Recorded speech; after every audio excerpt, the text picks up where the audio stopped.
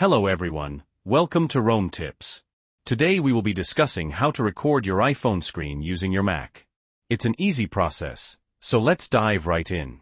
First things first, you'll need to physically connect your iPhone to your Mac using a cable.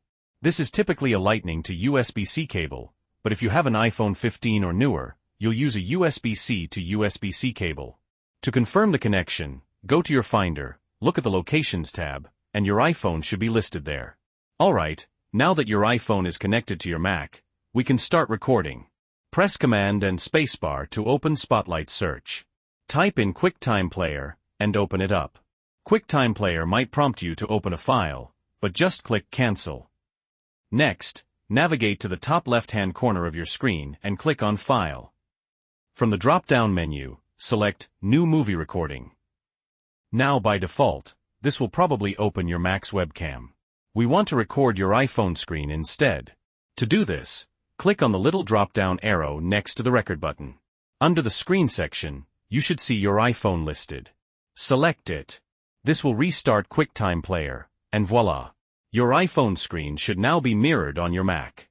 A quick tip for getting the best quality recording: click that drop-down menu next to the record button again, scroll down to Quality, and select Maximum. You can also adjust other settings here, like choosing which microphone to use for audio. Once you're all set, hit that record button and start using your iPhone as you normally would. Just remember that anything on your screen, including sensitive data, will be recorded. When you're finished recording, simply click the stop button. You can preview the recording you just made right there. If you're happy with it, click the exit button. Now, QuickTime Player will ask you where you want to save the recording. By default, I'm just going to save it to my desktop. And that's it. The recording is saved, and you can now edit and share it just like any other video file. If this video was helpful, please give it a like. And if you have any questions or comments, feel free to leave them below. Thanks for watching Rome Tips.